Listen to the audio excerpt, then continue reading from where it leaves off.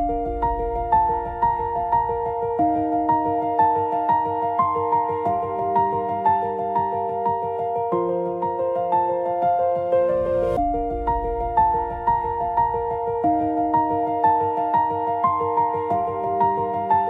my nuclear family is, I have a wife, right? I have a beautiful wife. Her name is Mona.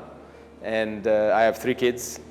I have George, who's 7 years old, and James and Isabel, who are 5 years old. They're twins. So what did I study in school and my work experience? Basically, school was marketing. I have a Bachelor of Science in Marketing. And I didn't pursue my master's degree. I jumped straight into the workforce thereafter. I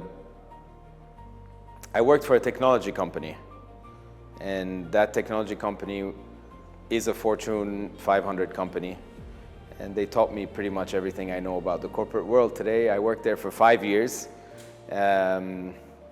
where I was thriving in corporate Canada, but you know, everybody kind of wants to come back home, so I came back home to Ghana. I moved back to Accra to pursue to further my career, actually. And then 3 years after, so I continued to work in Ghana at a technology company called Teledata ICT. I ran the business development team for 3 years. And after that, I jumped into entrepreneurship, where I decided to start my restaurant, the Chop Bar, with my wife, who was then my girlfriend at the time. And I started Stone Depot as well at the same time. So 2 restaurant locations and 1 stone shop at the same time. What makes me motivated to succeed and what drives me to succeed? I wish I had more time to prepare for this question because it's an extremely loaded question. And it's a question I ask myself often.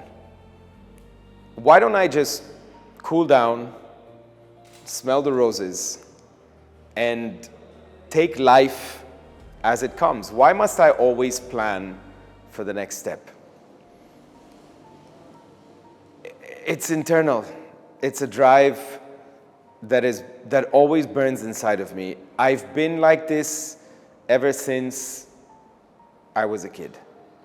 I have always been dissatisfied with anything that is quote unquote the status quo. I want to know how to get bigger, how to get better, and how to bring people along with me.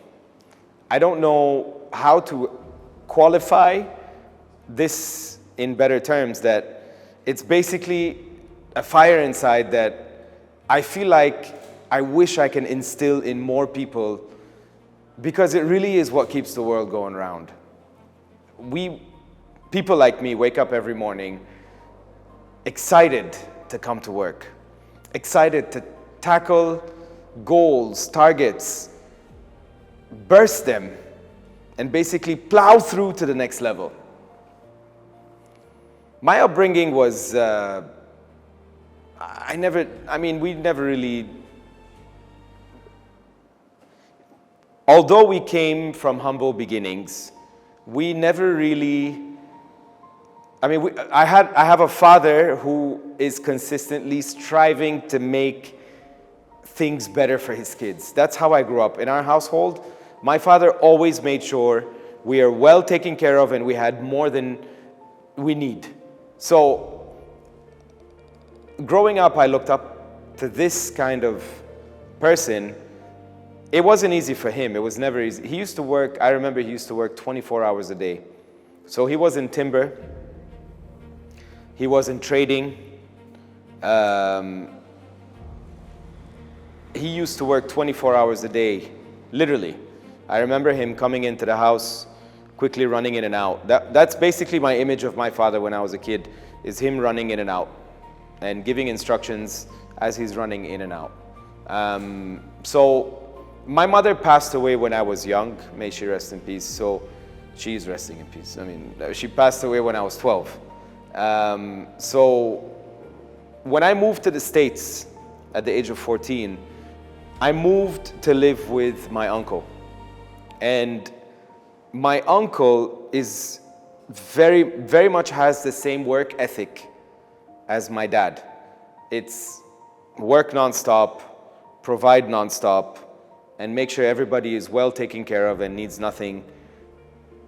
At their expense, they sacrifice their lives to make sure that everybody else is taken care of. And I'm very much that way.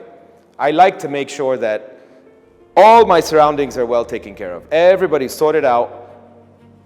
But it's not for free. Everybody's got to work into it, right? So that's why I wake up every morning, because I want to see myself grow. I want to see myself do more, right? So we had, as I said, I mean, we weren't, I don't come from a very rich family, but I come from a family that made sure that we had enough food on the table to eat. And so now I want to go to the next level, you know? I want to become that. I want to build that legacy and keep it.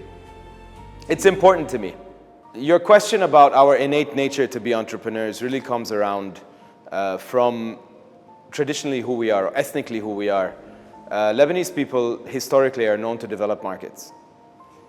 You can research about Lebanese people all over the world. So this wave started really in the 1800s when the Ottoman Empire was sweeping through the Middle East.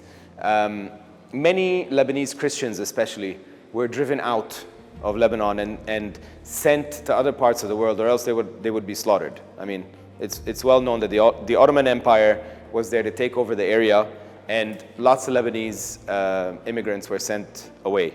That's how we ended up here, I guess, in the 1800s or 1890s, early 1900s. I mean, there's this one magical boat that brought, our ancestors here, and we all kind of landed in the same, in West Africa, thinking that we were going to South America, actually. So if you look at Lebanese people that are reputable, you'll find them in every country. We coexist very easily. We adapt. We just like building markets. And we are known historically to be excellent merchants.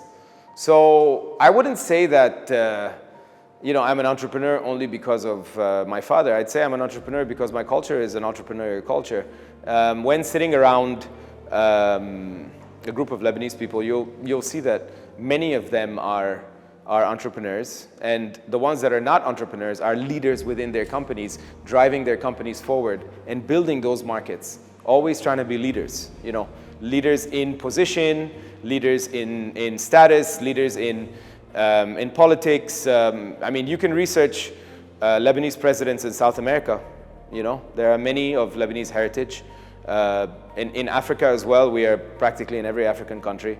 I'm third generation Ghanaian at this point. I read and write Twi, which is the local language in the Ashanti region. Akan is the most popularly spoken language in Ghana, and I read and write and speak it fluently, and I only speak Arabic.